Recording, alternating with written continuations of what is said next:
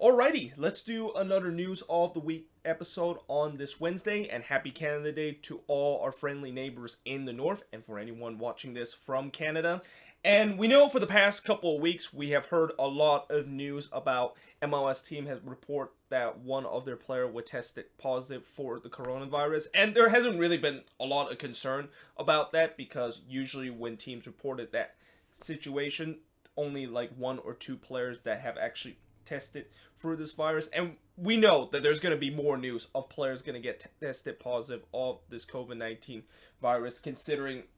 now most of these teams are in a bubble. There's still a little bit of an uncertainty whether or not if it actually will work, and that whether if we can try to keep the cases down with all these teams in a bubble. Although today's news definitely didn't really bring that good news, and in fact there is definitely a concern with one of the team now that is going to be in this tournament. And that team, of course, is FC Dallas, who today they have reported that 6 players have been tested positive for COVID-19, and those 6 players were tested positive when they arrive at the ESPN Worldwide Sports Complex, and that now there's 9 players on that FC Dallas squad that has been tested positive for COVID-19. And the reason why this is really concerning is because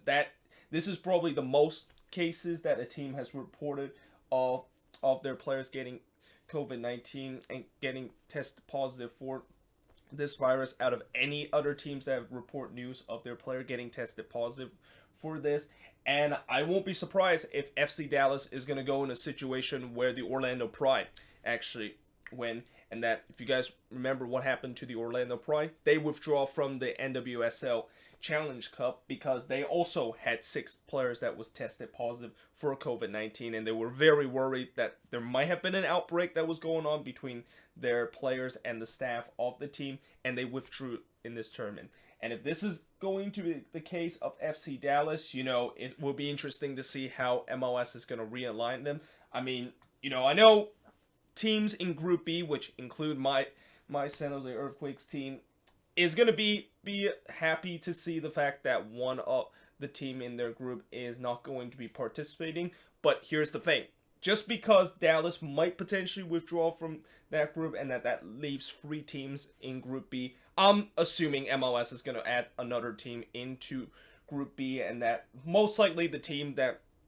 is going to be added in Group B will come from that Group A where it has 6 teams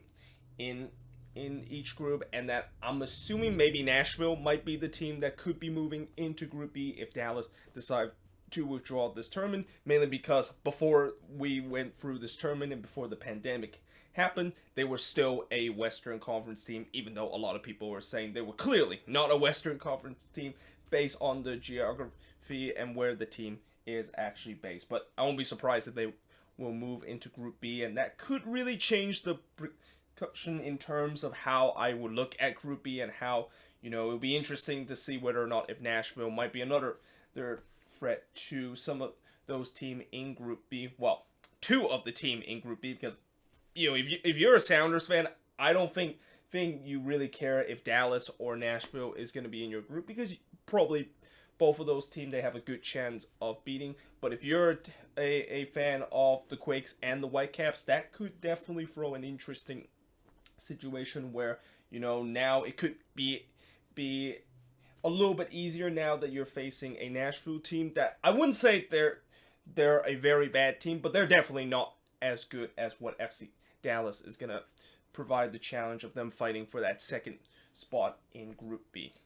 But moving on, in terms of the next news, and speaking of Nashville, Nashville has pushed back their arrival to Orlando till tomorrow due to a player tested positive of coronavirus, and I think they're now the second team besides NYCFC that have pushed back their arrival to Orlando, although they're going to push back until tomorrow, and that unlike NYCFC, they actually decided to push it back almost a couple of days before the tournament begins on July 2nd. Now, MLS has also have released a revised MLS transfer window, so ever since this pandemic of course happened, a lot of people not only has asked the question when MLS is going to be back, but how exactly the transfer window is going to happen. Because right now the transfer window is just all out of whack, not just in MLS, but pretty much around the world of how things are going to look like. But, with the transfer window that MLS decided to revise, what they're going to do is that they're going to give teams a 2-day window from July 6th to July 7th. And doing those window aren't really the time when teams are going to be making big signing, but it's more like when they look at the roster and that, there are a couple of players that elected to not participate in this tournament. They're going to have to fill in that gap in terms of the roster space, and that 2-day window will give teams chances to add a couple of players temporarily for this tournament so that they can have enough roster space heading into it. The secondary transfer window will start on August 12th to October 19th, and this is when we probably will see some of the big signings that is going to be happening. And this is kind of also act as the summer transfer window that usually happen in MLS and usually happen during the beginning of or during the middle of the season. Only this time it's just being pushed back, I think, a couple of weeks than the original secondary transfer window. Now, as we also approach to the opening of the transfer window, we are starting to also see a couple of signings that have done, although some of these are more of a free transfer, and we also kind of saw a couple of these deals that were actually just to fill roster spot, and we also saw some loan spell that unfortunately comes to an end and teams elected to not extend their loans. But we start off with Atlanta United signing Jurgen Damm from Tigres off of a free transfer, and that they also give 50,000 general allocation money to the Houston Dynamo because of the stupid discovery rights rule. Now, I don't know if Jurgen Damm is going to just join with Atlanta instantly and that he is going to be part of the MLS is back tournament, because I have heard there is a lot of complication in terms of getting his visa to complete so that he can, of course, start to join Atlanta and start to play with them. So most likely maybe he won't be joining them for a couple of weeks and will not be part of the MLS is back tournament. And now originally when I saw that, there was numerous club rumored to sign this guy, I was kind of excited to see what he can do, because I heard a lot of people say that he is a very talented player and has huge potential. But now I have also recently heard that some people say that, well, this guy is definitely a speedster and that he definitely have a lot of pace that can burn defender. His technical ability is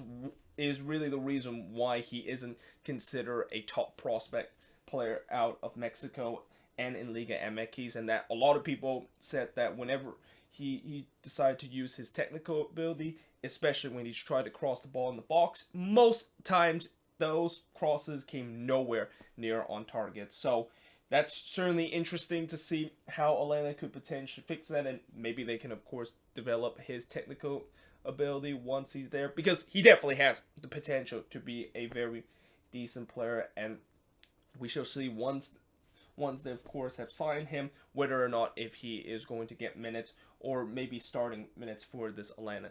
team now that they, of course, signed him from a free transfer from Tigres. Romero Ibarra will now join Pachuca's permanently after Minnesota United elected to not bring him back on loan to Pachuca, and that Pachuca actually exercised the option to buy to get Ibarra. And, good for Ibarra, the fact that I have seen him play a couple of times with Pachuca, and he definitely looked very decent and good enough to let the team that is currently loaning him to sign him on a permanent deal. And I also had a feeling that Ibarra was not going to come back to Minnesota. Like, if he does come back to Minnesota, it's going to be tough to see where exactly he is going to play, and that he might not actually get a lot of minutes off of this team, and that, with him now joining Pachuca's permanently, and also I haven't heard exactly what the fees that Minnesota is going to get. I think this is just the best for both parties, and that Minnesota are going to get some money out of this deal after Pachuca decided to sign him on a permanent deal from Minnesota United. Now, another player that is currently on loan with an MLS team, but he is going to be no longer joining the MLS team because his loan spell ended, is Josh Sims, as he is going to be going back to Southampton after the Red Bulls decided to not extend his loan or purchase him outright. And a lot of people saw this one come in, even though I know the fact that the Red Bulls try very hard to sign Josh Sims, knowing the impact he has with this Red Bulls team last season. But, you know, with the whole pandemic that is going on, and the fact that, again, a lot of people saw this one coming with the Red Bulls potentially not re-signing him, this is the result of it. And I think the Red Bulls are going to lose some of that midfield presence, and they're going to have to try to search a way to replace him in that midfield presence. And finally, the Rapids have signed Colin Werner ahead of the MLS is back tournament. This is just an example of a team that needs to fill their roster spot heading into this tournament. I'm not quite sure if Colin Werner is going to get some minutes. He might be kind of used just for some depth in that midfield. I remember when he was playing with Minnesota, and that I wouldn't say he was that good when he was with Minnesota, but at the same time, he wasn't really that bad. And you got to also consider the Loons, when they came into the league the first two seasons, they were basically carrying an NASL team, and they were just kind of hot garbage throughout the first two seasons. But, you know, him coming to Colorado and knowing the fact that he's actually from Colorado, this might be just a move for him to kind of seals his days of his playing career in his hometown, and that, you know, I won't be surprised in a couple of years, or even heading into the end of the season, that he might be another player that might announce his retirement coming soon. And speaking of retirement, one player that I actually didn't put on the board that also just announced his retirement is Janine from the LA Galaxy, as of course he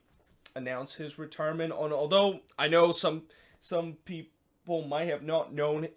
him if you didn't watch him play back in the mid-2000s. This kid was an absolute stud, and he won 3 MLS Cup. And I think a lot of people will never forget that goal that he scored against the Seattle Sounders in the playoffs as probably his signature moment of him with the Galaxy and doing his MLS playing career. But either way, there you have it. That is pretty much it for the news of the week. It's a relatively short one because there isn't really a lot of news that has happened in the last couple of days, but there is definitely some important news in terms of transfer, and also how the transfer window is going to work heading into this MLS is back tournament, and also what's going to happen after this MLS is back tournament is going to be over. But either way, hope you guys enjoyed this video, and as always, if I didn't mention some news that I put here on the board, let me know in the comments below. But yeah, hope you guys enjoyed this video, and I will see you guys next time.